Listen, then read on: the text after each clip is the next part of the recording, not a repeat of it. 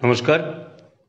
সারা রাজ্য কাঁপিয়ে উত্তরবঙ্গ থেকে শুরু করে আজ ৪৪তম দিনে পদার্পণ করেছে ভারতের গণতান্ত্রিক যুব ফেডারেশনের ইনসাফ যাত্রা। সমস্ত পশ্চিমবঙ্গ যুব সমাজের মধ্যে তোলপাড় ফেলে দিয়েছে এই ইনসাফ যাত্রা। যাবতীয় বঞ্চনা, যাবতীয় অন্যায়ের প্রতিবাদ জানাতেই এবং অধিকার বুঝে নেওয়ার স্বার্থে ভারতের গণতান্ত্রিক যুব ফেডারেশনের এই ইনসাফ যাত্রা আগামী 20 ডিসেম্বর রাজারহাটে এসে পদার্পণ করবে। বাগুইআটি থেকে তাদের যাত্রা শুরু করবে। রাজারহাটের যুব সমাজ কিভাবে এর প্রস্তুতি নিয়েছে সেটাই আমরা জানবো। আমাদের সামনে রয়েছে ভারতের গণতান্ত্রিক যুব ফেডারেশন রাজারহাট নিউ টাউন ৩ নম্বর এরিয়া কমিটির সম্পাদক অমর চক্রবর্তী।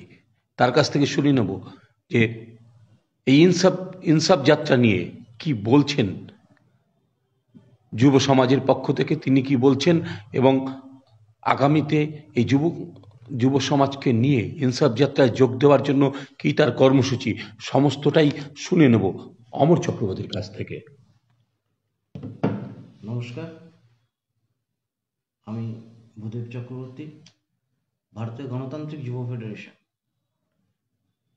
এর একজন কর্মী বা সৈনিক। আপনার সোশ্যাল মিডিয়ায় দেখেছেন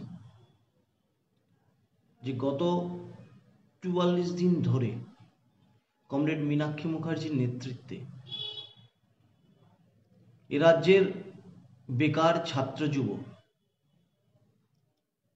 এ রাজ্যের বেকার শিক্ষিত ছেলেরা, মেয়েরা গত নভেম্বরের ৩ তারিখ ভারতের গণতান্ত্রিক যুব ফেডারেশনের প্রতিষ্ঠাতার দিন হিসেবে দিন থেকে পাহাড় ঘেরা কোচবিহার থেকে যাত্রা শুরু করেছেন। সেই যাত্রাপথ এখনো অবিচল। কালো পিচের রাস্তায় শীত বর্ষাকে উপেক্ষা করে কখনো ২০, কখনো ১৮, কখনো ২৫ কিলোমিটার পথ ধরে এ রাজ্যের যৌবনরা হেঁটে চলেছে আপনার আমার অধিকারকে সুনিশ্চিত করতে। অধিকার কেউ কাউকে দেয় না, অধিকার কেড়ে নিতে হয়, অধিকার লড়ে নিতে হয়। কমরেড মীনাক্ষী মুখার্জির নেতৃত্বে সেই অধিকার কেড়ে নিতে, লড়ে নিতে বা আপনার অধিকার বুঝে নিতে এক বিশাল মিছিল, এক বিশাল যাত্রা, যে যাত্রা আপনারা আগেও দেখেছেন।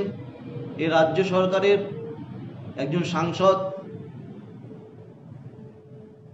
কয়লাচোর ভাইপো, যিনি কয়েক হাজার পুলিশ নিয়ে এক যাত্রা করেছেন।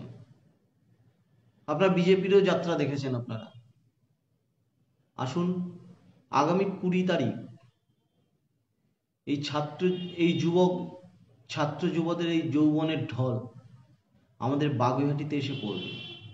সে বিশাল ইনসাফ যাত্রা, যে ইনসাফ যাত্রা বাগুইআটি থেকে শুরু হয়ে কমরেড মীনাক্ষী মুখার্জির নেতৃত্বে শেখরপুর পর্যন্ত পৌঁছবে।